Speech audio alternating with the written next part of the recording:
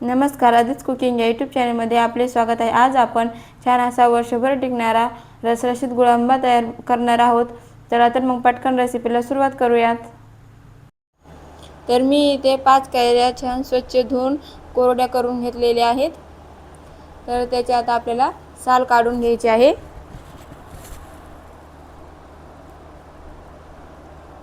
हलकीशी वरची साल आपल्याला इथे त्याची काढून घ्यायची आहे।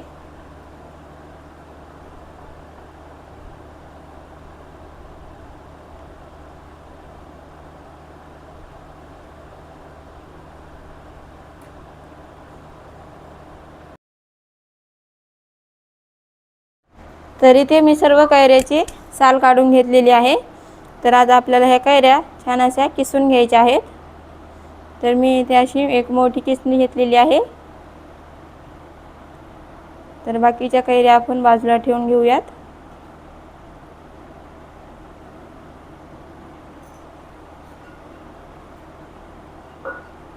आणि कैरी छान अशी किसून घेऊयात।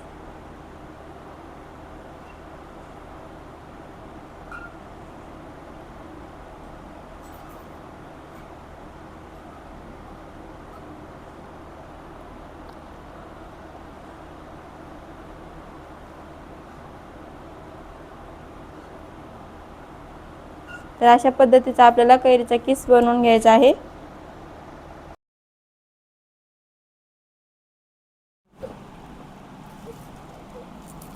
तर कढईमध्ये सर्व किस टाकून घेऊयात।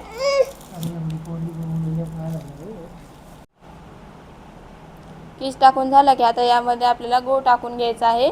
तर मी इथे कैरीचा किस मोजून घेतला होता। तर 4 वाटी कैरीचा किस भरला होता। तर 4 वाटीला 4 वाटीच गूळ आपल्याला घालायचा आहे। जेवढा कैरीचा किस तेवढाच गूळ आपल्याला इथे वापरायचा आहे। हे छान मिक्स करून घेऊयात। तर आता यामध्ये टाकायचं आहे 1-2 मी दालचिनीचे तुकडे टाकून घेत आहे। आणि त्याचबरोबर 4 लवंगा यामध्ये टाकत आहे।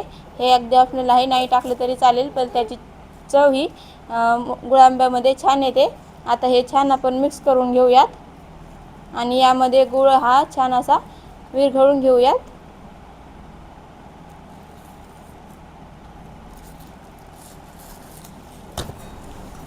तर इथे तुम्ही पाहू शकता आपला गूळ विरघळत आलेला आहे। छान गूळ यामध्ये विरघळून घ्यायचा आहे।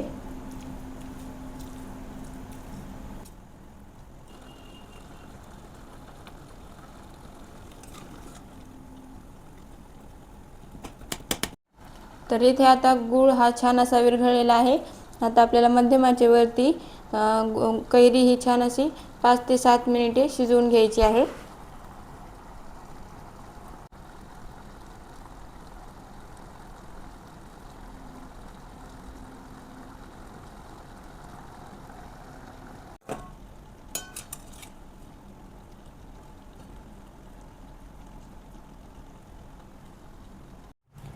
तर एक 7 मिनिटानंतर मी ते छान हे मध्ये मध्ये हलवत हे छान शिजवून घेतलेली आहे कैरी। तर आपल्या इथे गुळांबा छान असा तयार झालेला आहे। तर आता आपण गॅस बंद करूयात। तुम्ही पाहू शकता छान असा आपला गुळांबा तयार झालेला आहे।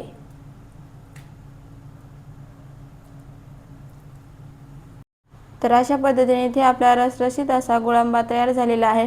हा गुळांबा छान असा थंड झाल्यानंतर काचेच्या भरणीमध्ये भरून ठेवायचा, तो वर्षभर टिकतो। तर व्हिडिओ आवडले असल्यास लाईक, शेअर आणि सबस्क्राईब करायला विसरू नका। धन्यवाद।